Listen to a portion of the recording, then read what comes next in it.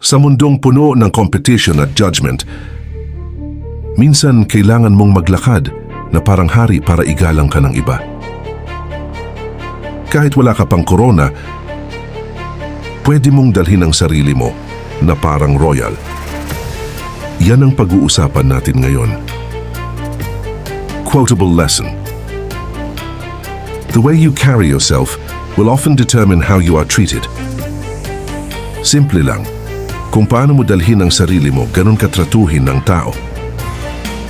Mga paalala, kung ikaw mismo di mo pinapahalagahan ang sarili mo, huwag mong i-expect na gagawin yan ng iba. Hindi ka kailangan maging mayaman para mag-act na confident at respectable. Ang posture, pananalita at choices mo, lahat yan may impact sa perception ng iba. Mga dapat gawin. Ayusin ang sarili mo. Hindi mo kailangan ng designer clothes. Clean look, good hygiene at maayos na pananamit is a good start. Panindigan ang desisyon mo. Kahit simpleng bagay, kung confident ka, mas respected ka. Mag-practice ng presence. Eye contact, clear na boses at pagiging calm under pressure. Huwag kang laging available. Time mo is valuable. Act like it. Personal experience. Si Jonathan dati siyang assistant sa isang opisina. Tahimik, laging sunod lang at parang invisible.